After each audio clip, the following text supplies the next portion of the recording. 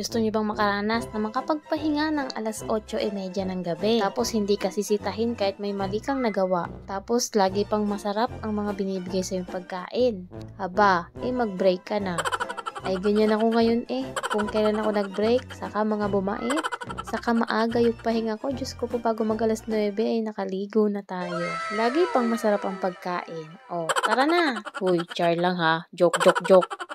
Hello, hi guys! Ako po si John, isang OFW dito sa Hong Kong. So, breakfast time tayo. Meron tayo ditong mantau na tinatawag sa Chinese. Tapos, sinawsaw ko lang yan sa honey. At yan na yung ating breakfast. Honey or syrup, bahala na kayo. Sugar syrup, ayan. Para magkaroon ng lasa. Kasi walang lasa yung mantau, guys. Walang flavor. And syempre, yung ating kape. Iba-iba naman ang breakfast dito minsan. Yung tashubaw, yung parang siopaw sa atin. After ng breakfast, tayo ay maglinis naman. So, 1 hour lang ako naglilinis dahil mamaya-maya lang ay susunod doon naman tayo ng ating alaga. Vacuum muna and then imamap natin yung sahig. Gusto ko nga magdala nito sa Pilipinas. Ang ganda kasi nakakakintab pa ng sahig tapos ang bilis lang niyang linisan and yung vacuum sobrang magaan din, hindi pa naka-wire. Naghahanap nga ako kung saan makakabili. After natin maglinis ay merienda muna tayo. Binili ko to sa labas nung day off ako. Nasa $40 yata yun kung hindi ako nagkakamali. Ang dami pa rin, hindi ko maubos-ubos. Alam nyo ba guys kung saan makakabili ng vacuum at saka nung pang-mop? Maganda kasi sa tiles talaga, promise. Ngayong araw nga ay hindi na ako magluluto ng lunch namin dahil sa labas kami kakain. May activity kasi siya ng 1:30 PM. Nakikita nyo ba tong lagayan ng pinggan dito sa harapan ko? Ang ganda niyan guys, hindi talaga yung kinakalawang. Kaya tinatanong ko din sa amo kung saan pa bumili ng ganyan. Kada lalabas din kami at nasa mga appliances center kami, ay naku, nagtitingin talaga ako. Kaso wala talaga, hindi ko talaga siya mahanap guys. Yung iba naman parang manipis, parang madaling kalawangin. Sobrang ganda niya. Siguro aluminum or something, ano ba to, stainless. Ang ganda, wala talaga siyang kalawang. Ilang taon na ako dito, 2 taon mahigit. O diba, puro gamit ang nasa isip ko. Wala kasi kaming patuluan dun guys sa Pilipinas. And maganda ito kasi hindi kinakalawang, pwedeng dyan mo na din ilagay. Pagkatapos nga natin maglinis, ay sampay ko lang tong nakasalang ko na ng mga damit. Everyday nga pala ay may isinasalang ako dito na labahin. Pag Lunes ay akin, Martes kay amo, tapos Merkules sa bata, tapos pag Webes naman ay yung mga tuwalya. And then sa kanila ulit, hanggang paikot-ikot lang kami, kaya everyday may nilalabhan po ako. Okay lang naman kasi washing machine naman yung gamit natin, paglabas ay isasampay na lang. Kapag may newborn nga dito sa Hong Kong, madalas ay pinapa-handwash po yung mga damit ng mga baby. Kahit sa atin naman sa Pilipinas, ganun din, handwash din naman talaga. Bali, nasa baba nga pala yung bahay, hindi kami building, kaya dito ako sa labas nagsasampay. Marami ditong mga tanim-tanim ni Lolo. Nakakatuwa din kasi parang Pilipinas din, hindi ka talaga masyadong ma-homesick kasi nga madami kang makikitang mga tanim-tanim na parang nasa probinsya din kayo. Ay, probinsya nga pala talaga tong lugar ni amo.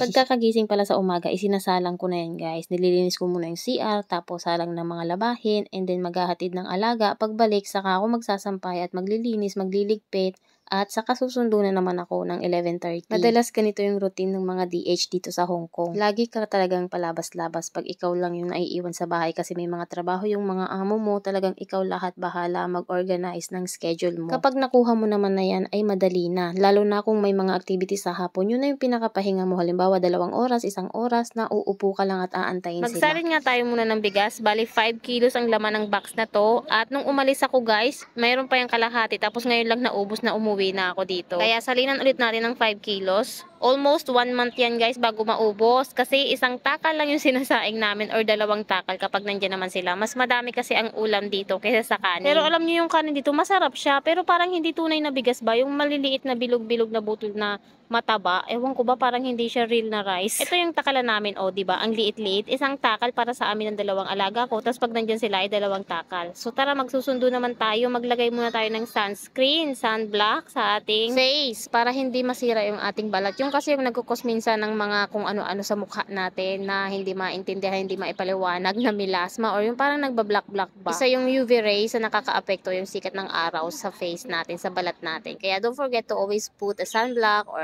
sunscreen. So tara na muna, susundo at dala ko na rin yung mga gagamitin ng alaga ko sa kanyang activity. Buti pag ganitong may sunod na activity na magkalapit lang yung oras kasi hindi na ako magluluto. Di ba? Walang suklay-suklay. Di ba? Ayaw ko hindi ko na maintindihan yung buho ko dito.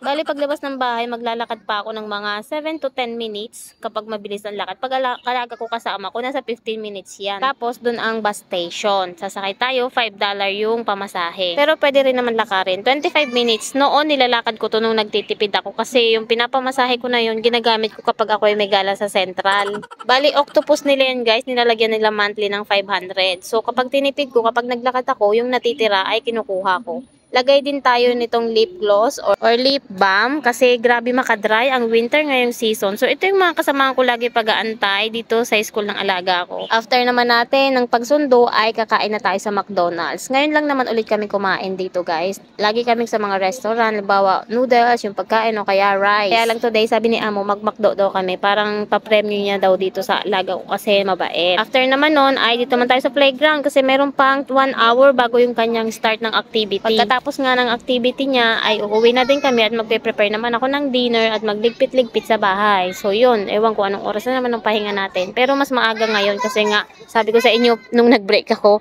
ang aga-aga lagi ng pahinga ko. Pero noon mga 10 na yan kasi lalaruin mo pa kung ano-ano pang gagawin. So ayun lang yung ating araw. Thank you for watching. Don't forget to like and share. Follow Joanna Pot here in Hong Kong. Soon to be for good na sa mga anak ko naman ulang. Paalala ito guys kapag uwi tayo ng Pilipinas at pabalik na tayo dito sa abroad. Siguraduhin nyo na yung visa nyo ay meron kayong copy na papel. Kasi yung akin PDF. So ayun, hinalungkat ko yung bag ko. Hinanap ko talaga yung papel kasi hindi siya magkakasama. Yung kontrata lang talaga yung dala ko tsaka passport. Yung pala, kailangan pala yung visa na yung copy natin na nakapapel. Diba kakarenew ko lang din kasi. So nasa PDF siya. So ayun, ay naku, kabado ako sa immigration guys. Kasi nung pauwi ako, hindi naman siya hinanap. Pero nung pabalik na ako ng Hong Kong, sa Pilipinas ito hinanap nila guys, and ako lang yung hinanapan, yung iba dire-diretso lang, yung talagang guard, ay yung immigration na staff, ako lang talaga yung tinawag niya, sabi niya, nasaan yung visa mo? Talagang seryoso siya, sabi ko, hala, sabi ko, PDF lang po, hinanap ko pa sa WhatsApp, hindi ko pa makita, so kabado na talaga ako, so hinalungkat ko na lang yung bag ko, nandun pala, meron pala akong copy, so ayan, siguraduhin nyo na meron kayong visa, yung kontrata nyo, tsaka yung Hong Kong ID nyo, tsaka passport, e-travel, tsaka OEC. Hahanapin talaga yan pagpabalik na tayo dito sa abroad. Yung amo mong mahilig magpa-konsensya, nako, ay pag nag-first honor daw yung alaga ko ay magdi-Disneyland kami. Nako, hindi na lang ako sasama at nakakahiya, hindi ko na deserve to. Pero syempre, gagawin pa rin natin yung trabaho natin. Pero siguro wag na lang sumama, no? Bago tayo matulog, magplantya muna tayo nitong mga nilabhan ko. Uniform nga lang ng alaga ko yung pinaplantya ko dito. Yung iba tupi-tupi na. Gagawa din pala tayo ng e-travel na pabalik dito sa ibang bansa. Diba? Uuwi tayo. Yung arrival ang tinitignan natin, nagagawaan. Yung pabalik naman, yung departure. Ayan, lalagay ko dyan yung photo. Hinahanap din kasi yan guys sa airport sa Maynila. Sayang naman ang amo niya, ang bait-bait. Tapos nag-break lang. Meron tayong mga iba-ibang rason guys na hindi ko masabi sa inyo. Pero ito muna yung isa sa mga dahilan. Kailangan kong umuwi para sa anak ko dahil yun ang gusto nila. Yun ang gusto ng bunso kong anak, ng dalaga ko, ng binata ko, na maalagaan ko naman sila. Kung sa pera lang kikitain naman yan, pwede pa naman tayong bumalik kung kaya pa natin. So yun lang muna. Saka na ulit pag nakauwi na ako ng Pinas. Yung ang dami mo ng plano nung gabi na Sabado. Kasi day off mo kinabukasan. Tapos biglang sinabihan ka anong oras na ng gabi na mag-OT. Kaya ayun, nako, sira ang plano ni Inday sa day off. Pero ayos lang, pangbili na rin ng isang sakong bigas to. Sigurado na ang pera natin. Hindi pa tayo makakagasto sa day off. Isa rin to sa nagustuhan ko dito sa Hong Kong. Kasi nga, kapag pumasok ka na day off mo or holiday, may extra bayad ka. Hindi naman po lahat. Yung iba kasi, hindi rin naman nababayaran kahit pumasok. Kasi pinapagamit sa kanila sa ibang araw. At nakadepende rin sa amo kung magkano ang bayad. Merong malalaki at meron naman yung minimum lang, which is 150 or 156, 160, ganyan, Hong Kong dollar. Kaya sa akin, na mukhang pera at sa mga mukhang pera dyan, na OT ng OT kapag sinabihan ng amo, napakarupok, hindi man lang makahindi. Talagang oo na agad kapag sinabihan na, oy, pasok ka bukas, kailangan kita. Okay, ma'am. Ganito nga pala dito sa Hong Kong, dinadry ko muna yung buhok ko. Nung unang punta ko kasi dito, hindi ako nagdry. Sabi ni amo, pag lalabas ka ng CR at naligo ka, kailangan tuyo yung buhok para daw pag nahiga ako, hindi mababasa yung unan at hindi sasakit yung ulo ko. Hanggang dito na lang. Good night everyone. OT pa bukas. Bigla akong nabahala dito sa nag-PM sa akin. Kapag naka 1 month notice ka pala, mag-iingat ka. Kasi baka mamaya balik ta rin ka ng amo mo. Bigla kang i-terminate at bigyan ng reason na masama, yung ikaw ang palalabasin na masama. Kaya ingatan nyo yung mga gamit nyo kapag naka 1 month notice kayo at wag na wag kayong magkakamali na pwede lang magamit against you. Laki ng problema ko guys, tulungan nyo ako. Mas mahal pa to sa sahod ko. Paano ko kaya aalisin yan? Nakita nyo yung video? Kagabi kasi nagsaing yung lola. Bagong bili yan, ang mahal-mahal. Tapos, natutong. Ay, Diyos ko, hindi ko matanggal. Kailangan i-soft lang or yung cloth lang yung gagamitin mong panglinis. Hindi talaga matanggal. Pinakuluan ko na, ginawa ko na lahat-lahat.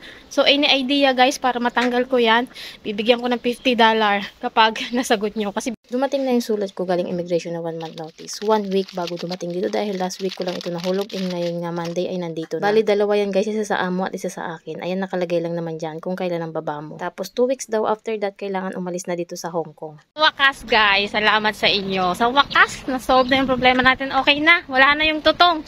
And ito yung mga ginamit ko, lalagay ko na lang dito sa screen. Ayan guys, lahat, sinubukan ko lahat. At ang pinaka-secret talaga is ibabad nyo ng matagal. Tapos, gumamit din ako ng wooden spoon para matanggal dahan-dahan. Tapos, ng sponge, dahan-dahan. Basta ang secret, ibabad nyo ng matagal bago nyo kuskusin ng dahan-dahan. Yun po ay napakamahal guys at bagong-bago. Hindi ako ang nakasunog, si Lola. Bawal siyang gamitin ng steel wool kasi nga yun ay coating. May coating siya. Pag kinuskus mo matatanggal, wala na. Ang mahal-mahal pa naman. Kailangan ay soft cloth lang. Ewan ko ba naman kasi sinaingan nila yun. Ito based sa experience ng kapatid ko. Isang OFW rin dito sa Hong Kong guys. 4 years siya dito and meron siya naging close na kaibigan. Talagang naging close na close.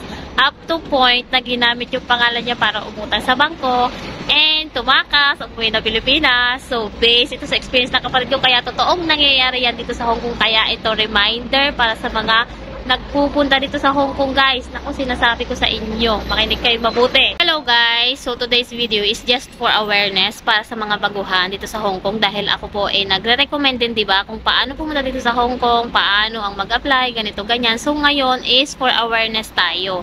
Kasi meron ako nakakwentuhan na kasabay ko siya maghahati dito ng activity sa alaga ko. Naikwento niya nga ito na nagkaroon ng utang sa kanya, na tinakasan siya at pumunta na ng Dubai, na wala silang kaalam-alam na pupunta ng Dubai. And sobrang laki talaga ng mga utang. This is for awareness only. Hindi naman para tawag dito, para sisihin ko yung taong yun na umutang. Nire-remind ko lang yung pupunta dito sa Hong Kong na may mga ganitong kalakaran na nangyayari. Kaya iwasan po natin pagdating sa pera na hindi tayo magtiwala kahit na sino pa yan. Dahil sila, mismong kabarangay, alam mo, kaibigan mo, kapatid mo, o kaya kapitbahay mo, wag na wag kang magtitiwala. Kasi nga ito, o kapitbahay lang, magkakilala, pati mga malapit na kamag-anak, pero niloko pa rin. So pagdating sa pera, alam nyo na, pinapaalala ko lang sa inyo, so ang daming inutangan, nagutang sa bangko, nagutang sa tao, tapos umalis. Ngayon, sino yung sinisingil ng utang sa bangko? Syempre, ikaw, kasi ikaw yung nakagarantor dun sa utang. So ito, paalala again, okay, sa mga baguhan, Diyos ko, para hindi tayo mamroblema. So nagbayad siya ng halos 1 year, 3,500 or 6 months, kalahating taon, 3,500 every month guys. So pinagpaguran mo, hindi ikaw yung nakinabang dun sa pera, pero ikaw yung magbabayad. So reminder ito sa lahat ng mga baguhan dito sa Hong Kong. And kahit hindi ka baguhan, wag na wag mong ipagkakatiwala basta pagdating sa pera yung pangalan mo. At kung ikaw naman ay nakautang na, sikapin mo namang makabayad. Or kung sakali man na ginamit mo sila para makaalis ka nga dito sa Hong Kong, kung nandun ka na sa pinapuntahan mo or nakapunta ka na sa gusto mong puntahan na bansa, is matuto kang lumingon doon sa mga taong tumulong sa'yo para makapunta ka dyan sa lugar na yan, di ba? Kasi hindi tayo makakapunta doon kung hindi dahil sa kanila. So, kung ikaw na may utang at hindi ka marunong tumingin doon sa mga inutangan mo, bumalik loob or magbayad, so feeling ko, masaya ka ba? Parang magiging masaya ka ba na may niloko kang mga tao tapos ewan ko, siguro ang kapal na lang talaga ng mukha na kaya pa mag-post ng gano'n, na ang sarap-sarap ng buhay niya doon. Tapos yung mga inutangan niya, kinalimutan niya na, 'di ba? Ay, so ayan, reminder sa mga baguhan dito sa Hong Kong, maraming kalakaran na ganito, mag-ingat po tayo.